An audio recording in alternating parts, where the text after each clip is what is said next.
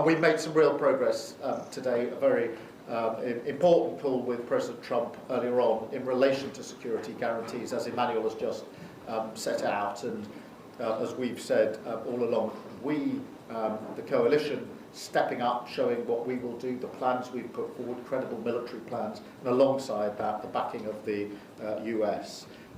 So we stand ready as a coalition to support the meeting on Friday and everything that I hope can flow out of it.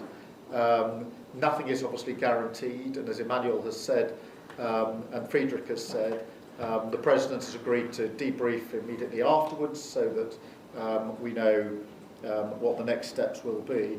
But we're ready to support this, including through the plans that we've already drawn up to deploy a reassurance force once hostilities have ceased. And that's a long-standing principle of this group. And alongside that, any talk about borders, diplomacy, ceasefire. Firstly, and obviously, there can be no negotiations about Ukraine without Ukraine. And that's been a long-standing principle of this group. And I know Volodymyr is on the call and will be absolutely clear in relation to that. And along with that, that international borders cannot be and must not be changed by force. And again, that's a long-standing principle of this group.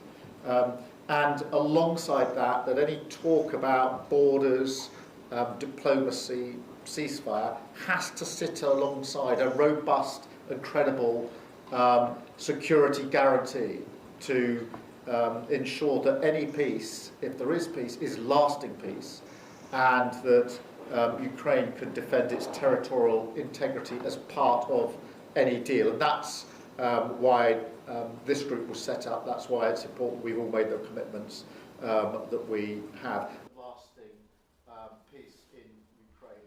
I think it's important that this group stays in. It is important to remind colleagues that we do stand ready also to increase pressure on Russia, particularly the economy, with sanctions and wider measures as may be necessary. You can see the effect of those measures already, and we in the UK are preparing our next package of strong sanctions in that regard. So I think it's important that we all continue to work alongside President Trump, alongside President Zelenskiy, for a just and lasting peace in Ukraine.